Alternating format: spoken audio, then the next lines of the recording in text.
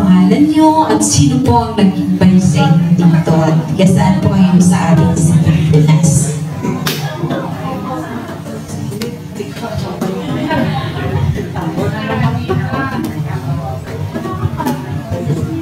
Good morning po sa inyong lahat.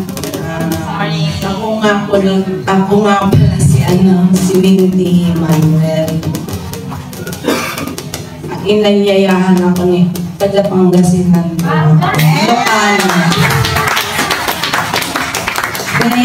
Inanyayahan po ako ni Sister Anita. Maraming salamat sa inyo. Thank you.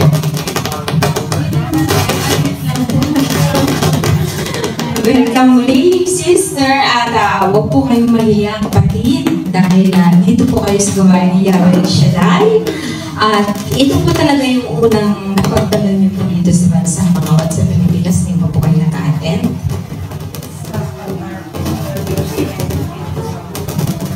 First time niyo po dito sa Macau. So, alam niyo na po ang ano ng El Shaddai. Babasahin ko lang po sa inyo kung ano po ang El Shaddai. Yan po. Sa way ng Hebreo, ang El Shaddai, isa sa mga pinakilalang pangalan ng Diyos, ang makapangyarihan sa lahat. Ang Diyos na siyang nilikha ng langit at lupa, ang Diyos ng masaysay, ang Diyos ng ngayon at magpapalaman. Ang layunin po ng El Shaddai Prayer Partners Fellowship International ay hiyang sa lahat ng salita ng Diyos. Ang kanyang kakakilaan, katapatan, pangyarihan, kabutihan, at pag-ibig na ngayon, mabigyan ng kapayapaan, isip, puso at kalooban. Tao na magpagpas sa suliranin at ikaw ang mabigyan ng gagalingan at ng uri ng karamdaman ng physical at spiritual. Sa lahat, hanggang ang makapasal ka, dahil na naman Diyos sa pamamagitan ng kanyang buktutaan ang Panginoon sa Kristo. Amen. At nakatanggap ko ng panyo, kapatid. Yan po panyo yan ay natanggap mo ayos ng kasalita ko yun sa mga yan po natin sa tulad ng prayer partners all over the world. Sana yan ay walang ating pinagdadaanan sa buhay kung nagtitiwala tayo sa mga salita na nakasulat sa panyo ito. Tiyak na ang tulong ng Diyos ay isa sa ating. Amen? Amen. At tawagin po natin ang ating disciple in charge para pinpanalangin ang ating bago. Sister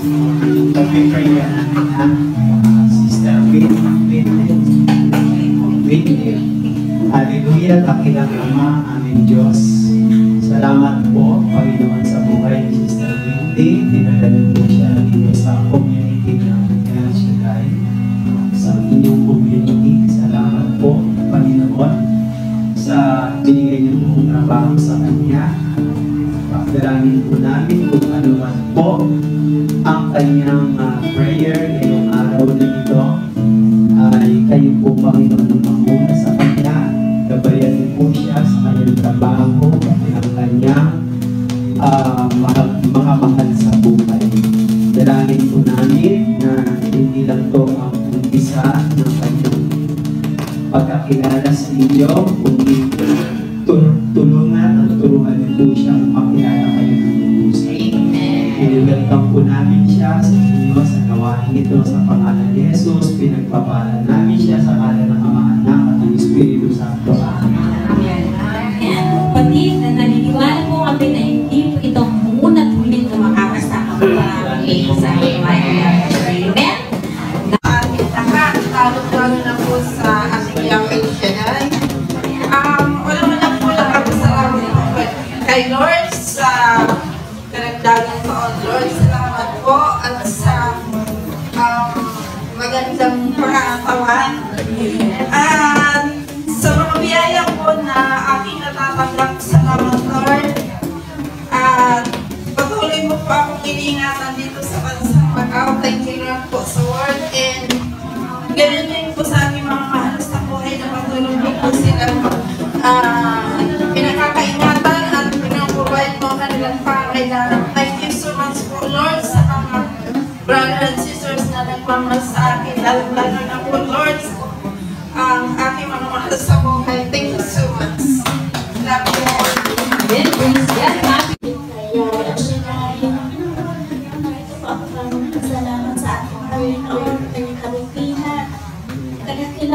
kapangyarihan.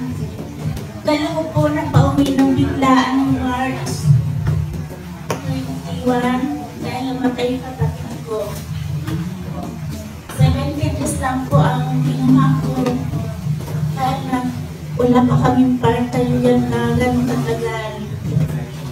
Salamat sa Panginoon dahil wala pa akong pera noon na biglang uwian dahil hindi ko talaga ako nag-iipon ng maraming pera sa Macau kasi ang pinakahawakan sa video sa nanay Diyos na huwag mag-impok ng kayamanan sa lahat dahil maraming masisira maraming pong langgam na naninira kaya po natin yan to the big and glory. Wala pa akong pirang hawak, sabi ko, Lord, basta ako uwi para madamayan ko yung pamilya ko para may isa ng kanilang kanunggutan. Dahil namatay yung mother ko, di ako umuwi, at saka yung ate ko, di ako umuwi. Kaya yung kapatid ko nala, sabi ko, dito ako discovery ko yung umuwi, kahit wala pa akong pera. To the big and glory, dahil pag-uotin ng Panginoon. Ang nag-provide ko nun, ang employer ko. Lord, dahil po, pagdating po dun sa Pilipinas, kahit na namatay po hanggang sa pagtipin ng kapatid ko, maraming tumulong. At saka po, provide po talaga lahat, pati sa hospital, walang binayaran. Maraming salamat po dahil talaga napakabuti ng Panginoon. Ano po pagsubok lumapit lang tayo sa Panginoon? Hindi tayo ibigay. Pangalawa po, 6 na taon po ako hindi ako nakapag-check up dahil sa COVID. Wala pa ako injection, tapos mo ako sa injection na yan. Tapos pinalipas naman ilang kama ako umuwi. Talaga napakabuti ng Panginoon dahil sinabaybayan niya ako dito sa Macau. Talaga sa Panginoon, pag kumamit ka walang kabiguan. Tumuloy pa ako sa 10 araw ko ang papalit sa private hospital. Ay magbayad po ako ng mahal. Sinikap ko po talaga. Linagyan po ako ng camera sa loob ng katawan ko. Ultrasound, mammogram, lahat po. Tugad bidang glory ngayon po kasi sa Rina.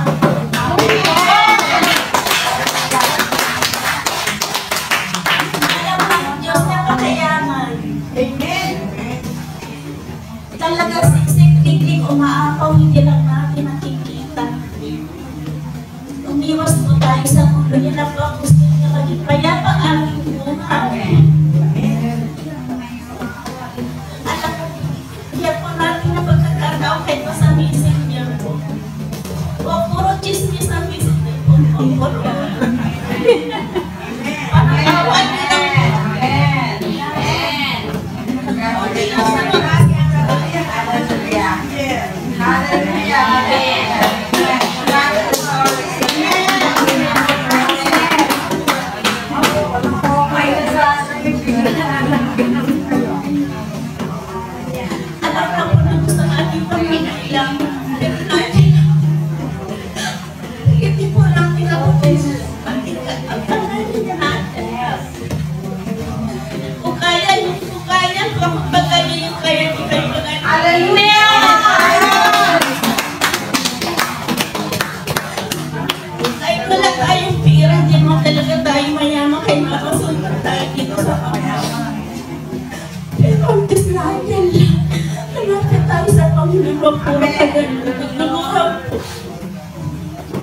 bigyan po natin kapayapaan ang ating sarili kahit sa messenger. Huwag tayo mag-gusto ng ano-ano doon sa messenger para awa niyo lang po.